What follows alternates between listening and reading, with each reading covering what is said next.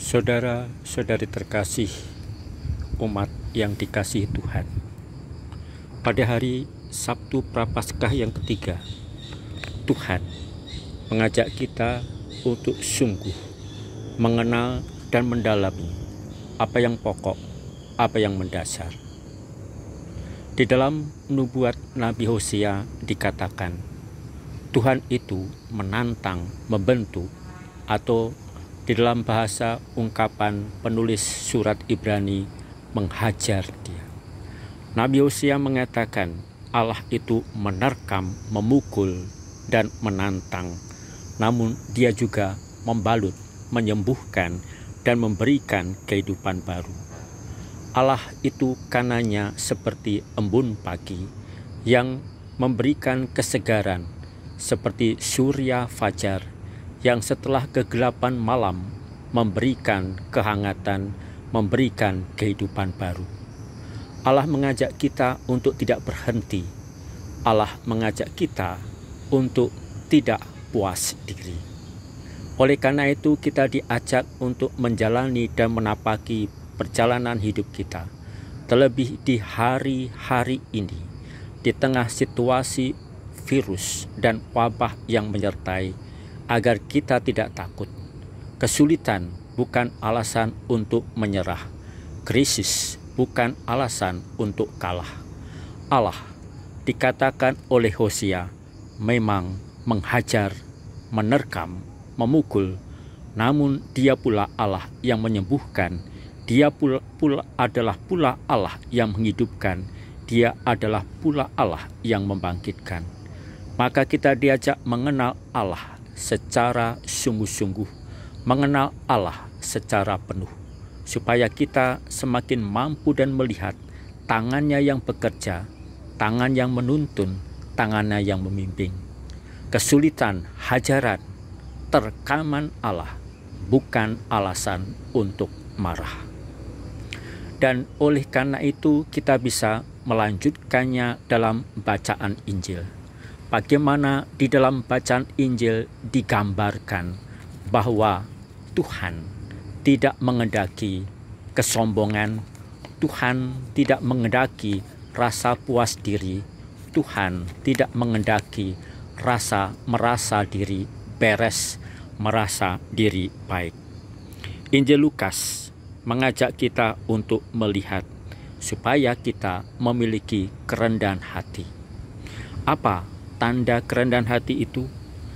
Dikisahkan dalam Injil Lukas tentang dua orang yang pergi berdoa ke bait Allah, yang satu Farisi, yang satu pemungut cukai. Dan secara kasat mata kita bisa melihat orang Farisi itu baik, soleh, taat. Segala aturan agama dijalankan. Dia tidak pernah berbuat kesalahan yang besar, sehingga dia dengan bangga yakin mengatakan diri bukan perampok, bukan pezina, bukan orang lalim. Betul, tidak seperti pemungut cukai. Tetapi mengapa Tuhan tidak mengendaki doa seperti itu? Karena dia adalah orang yang puas diri.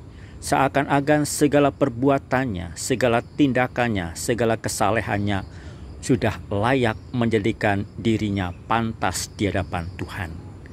Namun siapakah sebenarnya yang menjadikan kita boleh merasa dan mengaku diri layak di hadapan Allah? Bukan diri kita, bukan perbuatan kita, bukan kesalehan kita, bahkan bukan pula ibadat kita. Yang boleh dan bisa menjadikan kita layak hanyalah Allah belaka, bukan tindakan manusia.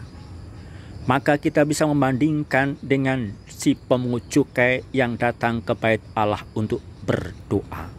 Secara kasat mata betul dia pendosa, betul dia layak dikatakan perampok, betul bahwa dia tidak taat untuk menjalankan perintah-perintah agama. Namun pemungut cukai itu sadar diri bahwa dia tidak pantas, sadar diri akan ketidaklayakannya, sadar diri akan kedosaannya. Maka digambarkan di dalam Injil Lukas, dia berdiri jauh dari altar Tuhan, berdiri jauh dari pusat bait Allah, dan dia merebahkan diri, memukul diri, dan tidak merasa layak dan mampu memandang ke atas, ke altar Tuhan, ke tabernakel, memandang ke pintu gerbang pusat dan inti bait Allah, yaitu tabut suci. Dan dia mengatakan, Allah, kasihanilah aku seorang berdosa ini. Yesus mengatakan, pemungut cukai ini dibenarkan Allah, sedangkan orang Farisi yang taat saleh itu tidak dibenarkan. Mengapa? Tuhan memberikan alasan dasar.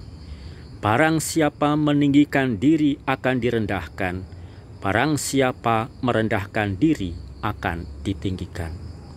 Kriteria Allah berbeda dengan kriteria manusia. Cara memandang Allah berbeda dengan cara memandang manusia. Allah melihat hati yang remuk redam, yang mau bertobat, yang mau berubah. Manusia melihat yang kasat mata, yang kelihatan.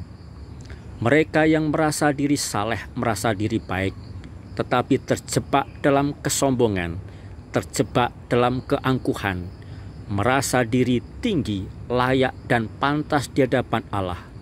Namun Allah tidak berkenan kepada mereka itu. Sedangkan seorang pendosa yang jujur mengakui kerapuhan, kedosaan, kelemahan, dan kesalahannya, dengan jujur merasa diri tidak layak di hadapan Allah, justru kepadanya Allah berkenan. Di tengah situasi sekarang ini, saudari dan saudara terkasih, ada muncul gejala di tengah kita, saling menyalahkan. Kata-kata keras dan kasar muncul. Merasa diri saya benar, saya pantas, saya layak.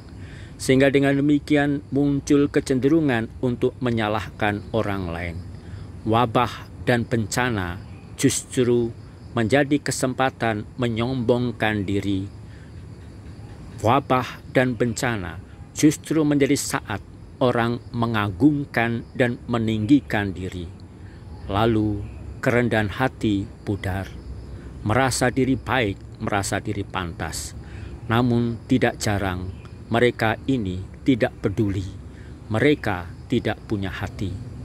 Dibutuhkan oleh karenanya kerendahan hati, dibutuhkan oleh karenanya kejujuran dan juga ketulusan hati untuk merasa diri, entah siapapun juga kita, apapun yang kita lakukan dan kita buat, sungguh kita tidak layak di hadapan Allah. Sungguh kita hanya bisa memohon dan berharap kepadanya. Sungguh kita menantikan embun pagi, sinar surya menerangi kita, agar hidup kita diperbaharui, agar hidup kita diteguhkan dan dikuatkan, disembuhkan dan dipulihkan. Kita mohon kepada Allah di hari-hari ini, lewat bacaan Ekaristi hari ini, agar kita menjadi rendah hati, agar kita menjadi tulus, agar kita menjadi sederhana, agar kita tidak terjebak dalam kesombongan dan keangkuhan, agar kita tidak meninggikan diri. Namun di tengah situasi krisis dan wabah ini, kita diajak rendah hati, jujur, menjadi sederhana, dan percaya bahwa kita berharap kepada Allah. Kita bukan penentu dan pemilik hidup ini. Kita hanyalah hamba di hadapannya. Dan sebagai hamba di hadapannya, kita diajak agar punya hati yang peduli, punya hati bahwa kita bukan segalanya. Maka diajarkan kepada kita kerendahan hati. Saudari dan saudara terkasih, pesan hari ini, rendah hati dan percaya kepada Allah. Kita bukan segala, hanya Dialah segalanya. Deus semper mayor, Tuhan adalah segalanya, dan segalanya hanya demi kemuliaan Tuhan yang lebih besar. Ad maiorem Dei gloriam. Selamat berhari Sabtu. Tuhan memberkati.